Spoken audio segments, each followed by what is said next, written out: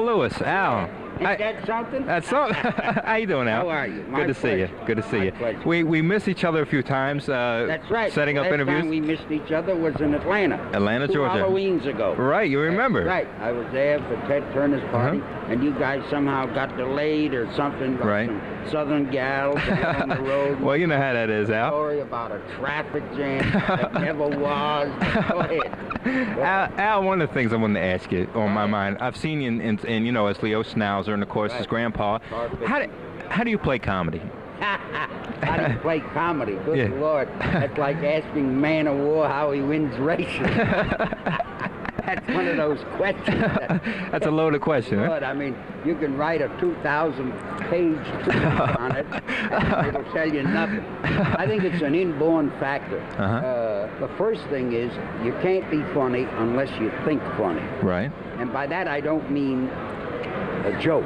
Anybody can tell a joke. I mean, this man standing here right now, see, is an appropriate joke right there. There's a man standing right in front of us, got his hands in his pockets. Okay. You know what a priest would say? What? A priest would say, for various reasons, take your hands out of your pocket. You know what I mean? Now, see, that's a joke. That's a joke. That's an example of a joke. Right. That's an old vaudeville joke. Okay. I'm old enough to play in vaudeville. Right. That's an old joke. But the ability to be funny is in other words, more physical or the world this way, and then slightly askew. That's I don't know how. I mean, there's no technique to it. It's just I can't explain it. I mean, I've read all kinds of books on laughter, Max Eastman's book on what makes people laugh, and it's something that because the horse either runs it or he don't run it. I mean, that's it. There's no in between, right? That's it. Secretariat don't write no, books on how he ran it. I mean, that's it. He did it. That's it. You just feel it and go with it, I guess. But what? You just feel it and sort of go with it, I guess. And you have to have that. A whole sense of timing is very, very important. And the ability. And this, don't ask me how to explain this. All right. It's what we call playing an audience. Okay. It's being able to read faces. Read, in other words, when you look at that man standing in front of us with his hands in his pockets, right? I see something completely different. Okay. I'm already thinking of 8, 9, 10 comedic things about this guy I could say to him. He's a good boy. He is. Good boy. Oh, yeah. I tell you, this guy will take as many falls with me as the rest of us took over there. And you know something? He'll enjoy it. He'll have fun with it. Yeah. He'll have fun with it. He's a guy who likes to laugh. Those are the kind of people you want around you all the time. It's like if you're playing an audience. Right. And you tell them, if you happen to be a jokester, and you find what we call a hen in the audience, you know, the cackles. They work their weight and go. They work their weight and go. Al, let's bring him over. Come on over just for a second so our cameras can see you. Just for a second, we've been talking about him for a couple of seconds. Why not? Everybody has to have that Al Stewart. in the sun. That's right. My pleasure. Not the back of your head. It's an ugly pleasure. Yeah, turn around. All the people in New Orleans can see. It's my pleasure after watching you on Car 54 and the Addams Family. It's my pleasure. Fine. Thank you for coming by. Thank you. Okay. Thank you.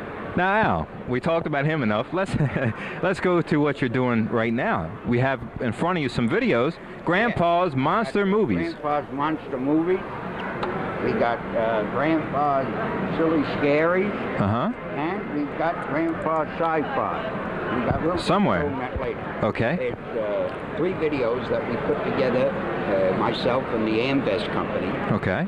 And basically what they are, I assume that I wasn't in on the conversations when they got the idea, but I assume they got the idea from watching my TBS show that I do for Ted Turner called Super Scary Saturdays. Right. And I basically do the same thing. This is classic cartoons. Okay. The Monster Movie, they're marvelous. I mean, for collectors. Or trailers and about 40. They're a little bit too small for the TV to pick up on the back of. We used to call them trailers, coming attractions. Right. And the sci-fi is again about 40 classic science fiction movies, and these are the trailers of them. Ah, I see. There'd be collector's editions. Well, I saw a clip. Amass these things. I saw a clip today, and it looks good. Yeah. And I'll definitely enjoy watching them. Oh, you saw the clip on the Good Morning? Yes, yes. Flash Gordon. Yeah. Right. I want to ask you a question. If you could tomorrow wake up in someone else's body, who would it be? That's a heck of a question, huh? Your mind? How long have you been here? I guess a couple of days. A couple of days. Have you seen a better body than this? No, I guess. What is the matter? Well, I thought it would be a good question to ask. A good optician here in Houston. Man is either blind, dumb, or something. Both. I don't know. Both. Well, you do keep a good shape for your age. Who's that calling? Who's that? The girl from last night. That's remarkable.